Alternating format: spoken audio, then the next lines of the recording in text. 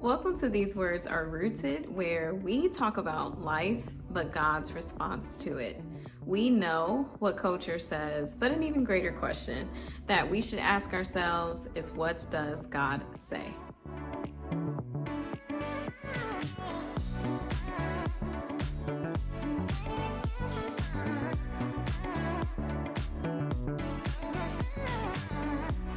My name is Ariana, and thank you so much for joining me this morning, this evening, this afternoon, whatever time of day it is that you're joining. Just thank you for being here. So, do you struggle with prayer? Okay, is prayer ever a struggle for you? And if it is, I want to share the key lesson that I learned about prayer. Let me give you a story. A few weeks ago, I made my way to my living room to pray. One of my favorite places to pray it's so funny, I'm acting like I live in a house because I don't.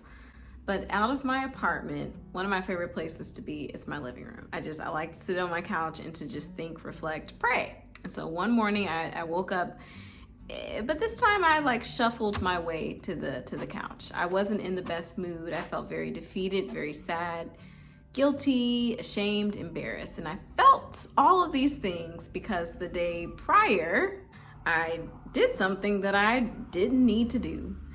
And I just felt very defeated and embarrassed that here I was again, having the nerve and the audacity to even pray to God and to ask him for forgiveness for the same thing yet again. I felt defeated. So I made my way to the living room, had my little blanket on, and I just plopped down on the couch. And what stood out to me was just my whole demeanor. I was very, very just defeated. But in that moment, I didn't know what to say. And finally, some words came to my mind, and I just said, you know what? I said, God, I don't even know what to say. That's all I said. God, I don't even know what to say. And I'm saying it right now in a more upbeat tone, but in the moment when I said it, I was very defeated. But my tone, after I said those words, my tone stood out to me so much. And I could just sense the defeat in my voice. I can just hear that. And seconds later, after I said those words, immediately, it's like the opposite of those words came to mind. And what came to mind was, come boldly to God's throne. Those were the first words that came to mind, because I would just remember hearing a scripture that talked about it, but I didn't know exactly where the scripture was. But I felt like God was saying, no, come boldly to me. Oh yeah, I couldn't quite remember where I had heard the scripture, didn't know. So of course I did a Google search, and it took me to Hebrews. So Hebrews chapter 4, verses 14 through 16. So it says, therefore, since we have a great high priest who has ascended into heaven, Jesus, the Son of God, let us hold firmly to the faith we profess. For we do not have a high priest who is unable to empathize with our weaknesses, but we have one who has been tempted in every way, just as we are, yet he did not sin.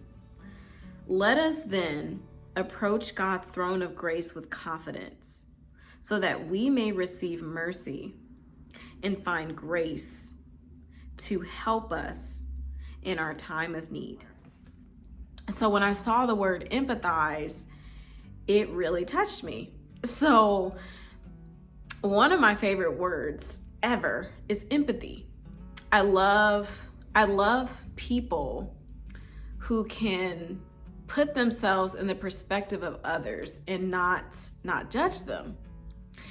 And so to know that God empathizes with us, not even just because he's putting himself in our perspective, but that he was tempted in every way that we are tempted now, that's why he can empathize, is because he doesn't have to put on the perspective. He's been there. But I've never thought of God as being, I've never thought of God as having empathy. I've never thought of that.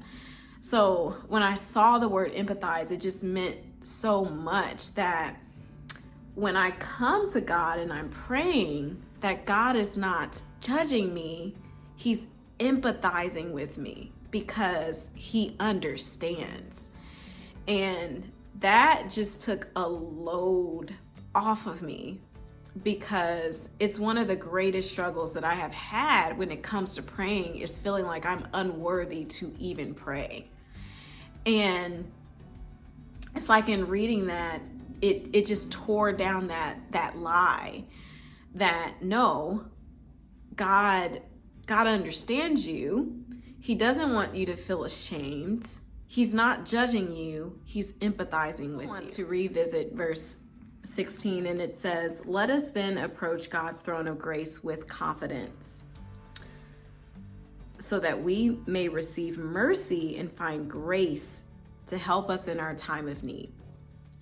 Not only does God want us to approach his throne with confidence, but his throne has a description, and his throne is a throne of grace. It re-emphasizes this idea that God does not want you to come to him defeated, because his throne is not just any throne, it's a throne of grace where you can receive grace, where you can receive mercy. And I like that, it just touched my heart when I read these scriptures. And so I just wanted to share that with you, especially if you are a person who deals with condemnation. You feel unworthy to be in God's presence. You feel ashamed to pray or to ask for forgiveness. Just know that God empathizes with you, and that God also wants you to come confidently to his throne. But when you come confidently to his throne, just know that his throne is one of grace, that you can feel absolutely loved and supported in.